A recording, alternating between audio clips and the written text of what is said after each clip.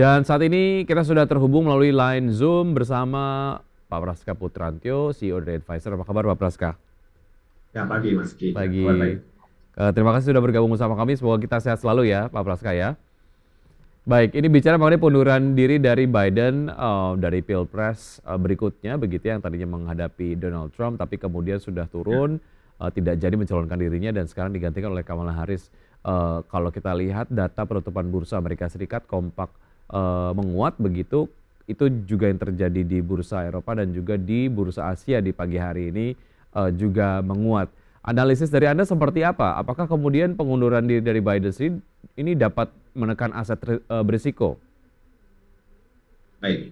Ya, untuk pandangan saya justru dengan mundurnya Biden dari bursa pencalonan presiden Amerika Serikat ya di bulan 2024 nanti, tentu saja ini tampaknya tidak terlalu menimbulkan apa ya semacam gejolak di pasar saham ya, terutama di pasar baik pasar modal terutama di pasar saham. Kalau pasar obligasi kita lihat sini masih cenderung wait and see ya terkait dengan apa respon dari apa rate suku bunga Amerika Serikat dan juga antisipasi inflasi ke depan seperti itu. Tapi di pasar sendiri, apakah dari pasar saham dalam negeri maupun secara apa global ya di bursa Amerika Serikat, saya melihat sini justru mengalami penguatan, bahkan bursa Eropa pun menguat lebih dari 1% ya seperti itu, karena adanya potensi perubahan dari sisi apa pandangan politik ya dari calon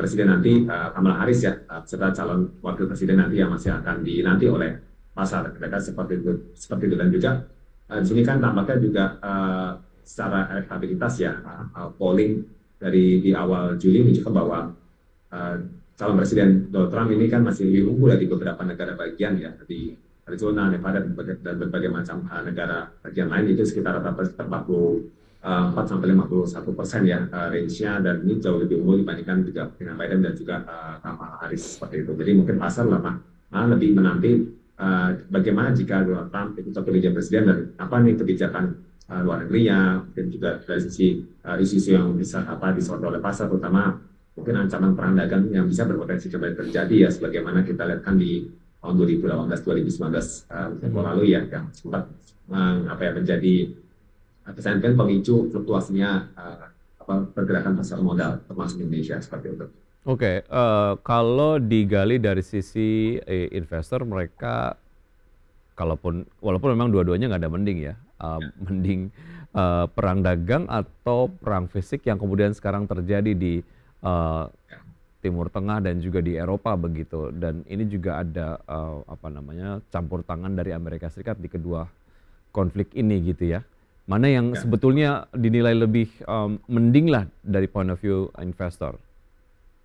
Baik, dari pandangan saya dan juga historical dari perjalanan Donald Trump sendiri ya, kalau saya lihat sini tampaknya pasar lebih menyoroti positif ya, jika Presiden Donald Trump pilih seperti itu. Karena Hmm. kalau kita lihat kan sih Presiden Donald Trump lebih mengutamakan ya bicara tensi geopolitik mereda, apalagi kasus Ukraina Rusia, dan juga sekarang kan sudah juga berjalan masalah di salah satunya di Timur Tengah ya, yang Hmm. dikhawatirkan bisa melebar juga kemana-mana seperti itu. Jadi apa namanya itu yang menurut saya di era Trump hal seperti itu akan lebih reda, sehingga gejolak harga komoditas pun karena isu geopolitik juga cenderung bisa apa namanya stabil. Tapi memang concernnya adalah isu perang dagang ini kan memicu apa namanya bisa dikatakan naik-naikan tarif ya seperti itu. Hmm. Jadi tarif impor dan apa itu di apa namanya akan di semakin tinggi ya di apa dengan lawan perang dagangnya terutama Tiongkok ya. Dan juga kalau kita lihat sini kan potensi inflasi juga mungkin juga bisa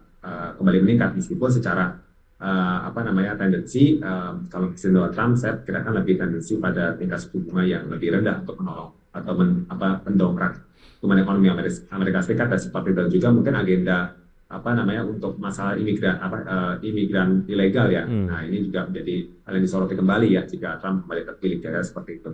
Tapi bicara mengenai kebijakan Partai Demokrat sendiri mungkin akan dilanjutkan ketika Kamala Harris menjadi presiden begitu, dan itu juga mungkin Ya, menimbulkan kekhawatiran lainnya begitu, dan secara dampak memang cukup lebih merugikan jika kemudian dibandingkan dengan apa yang sudah diterapkan oleh Presiden Donald Trump pada saat menjabat ya, sebagai presiden Amerika begitu ya. Oke, betul. terkait dengan penguatan dari dolar Amerika Serikat, menurut Anda menjadi satu hal yang juga mungkin menjadi efek lanjutan lah ketika kemudian Donald Trump sendiri menjadi presiden Amerika Serikat. Ya, tentu saja hal ini sentimen jangka pendek ya, Hmm, wajar. Jadi apa namanya yang membuat dolar kembali menguat meskipun temporer di kisaran 16.200 ya kemarin. Ini lebih karena kan juga indeks dolar Amerika Serikat pun juga cenderung menguat ke level 104 ya, menguat tidak terlalu signifikan. Lebih merespon pada bagaimana nanti mengenai siapa yang akan apa namanya menjadi calon wakil presiden dari Kamala Harris ya, di mana tentu saja secara agenda program Kamala Harris saya diperkirakan akan melanjutkan program diusung oleh Joe Biden seperti itu juga cara dukungan politik, dukungan kita bicara dana kampanye dan sebagainya kan masih tetap mengalir ya seperti ke Kamala Harris. Artinya pertarungan akan tetap sengit, tinggal menunggu siapa wakilnya yang dianggap apa namanya bisa bisa menjadi apa ya lebih lebih kompetitif nih secara apa namanya hasilan nanti kira seperti itu. Jadi baik. nilai tukar ya sedikit agak melemah antisipasi kesan, tapi menurut saya itu lebih kepada jangka pendek. Baik.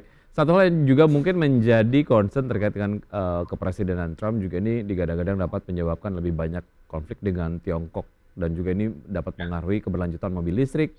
Mungkin juga akan berdampak ke industri nikel gitu ya, serta bisa juga membebani mata uang regional. Tapi tadi kemudian kita sudah bahas. Mengenai mobil listrik dan juga nikel ini gimana nih menurut Anda, Mas Praska? Possibility-nya menurut Anda akan seperti apa dari point of view Anda? ya, kalau saya melihat tentu saja di sini kan mungkin persaingan dari sisi masalah industri ya seperti itu. Jadi kan lagi-lagi calon presiden Donald Trump kan lebih orientasi pada apa bisnis dan juga jadi yang perang yang ditimbulkan lebih kepada perang dagang dan mungkin impact-nya ke Tiongkok salah satunya memang ke industri mobil listrik Tiongkok seperti itu ya. Nah, namun secara dampaknya kepada nikel sendiri menurut saya sebenarnya tidak terlalu apa namanya signifikan ya atau mungkin kaitannya tidak terlalu kuat ya. Karena apa? Karena mungkin dari industri mobil listrik Tiongkok sendiri pun juga apa namanya penggunaan nikel menurut saya juga relatif lebih apa namanya tidak sebesar yang diperkirakan di awal karena sudah ada gunakan apa namanya baterai alternatif juga ya seperti baterai lithium dan sebagainya berbagai macam varian-variannya seperti itu sehingga membuat harga mobil listrik dari Tiongkok ini menjadi lebih murah seperti Hmm. itu dan juga di sini apa sehingga tetap tidak membuat pergerakan harga komunitas nikel ya, yang meskipun secara cadangan sedikit agak mulai meningkat, itu tidak terpengaruh secara signifikan seperti itu. Mhm. Oke, satu hal yang juga menarik jika kemudian presiden, ataupun Donald Trump kembali terpilih lagi menjadi presiden, ada perang dagang di sana, ketika kemudian ada market-market yang tidak ter-cater oleh konteksnya adalah antara hubungan dagang antara Amerika Serikat dan juga China gitu. Untuk perusahaan-perusahaan yang berbasis ekspor ketika ada satu segmen yang tidak ter-cater di Amerika karena China, menahan barangnya begitu ya, itu bisa digantikan atau disubstitusi dengan barang yang dari Indonesia.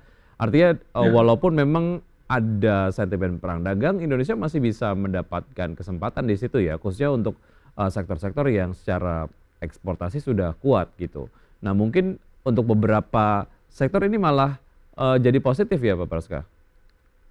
ya baik. Jadi tentu saja dengan kalau kita berkaca pada apa namanya perang dagang di 2018-2019 kemarin ya sebelum apa pandemi itu saya melihat bahwa apa namanya tentu saja ada sektor-sektor yang diuntungkan namun tidak dominan seperti itu. Kenapa? Hmm. Karena kita bicara jika ekonomi Cina melambat pun ini akan juga menimbulkan efek sentimen negatif seperti Oh itu pada baik. pasar pasar Asia ya terutama di Indonesia juga saat tidak langsung. Kenapa? Karena pelampiasan ekonomi Cina bisa merembet juga ke berapa di kawasan Asia Tenggara seperti itu dan ini pun juga bisa berpengaruh juga pada akhirnya ke harga komoditas terutama kita bicara minyak mentah dan mungkin batu bara seperti itu karena kan Baik. dipicu dari efek perang dagang ini tentunya peningkatan ekonomi dari Hmm. Tiongkok dan juga menurunnya permintaan terhadap apa ke komunitas tadi ya energi maupun komunitas logam Baik, seperti itu. baik. Diakui atau tidak, China masih menjadi market yang sangat-sangat penting bagi komoditas di Indonesia ketika Ya, kemudian itu terdampak pertumbuhan ekonominya ataupun ya terkoreksi lah ya, akan memberikan ya, pengaruh signifikan terhadap sektor ya. komoditas di Indonesia. Baik, Mas Praska, ini semakin menarik, kita akan lanjutkan usaha jeda berikut ini dan pemirsa tetap bersama kami akan segera kembali.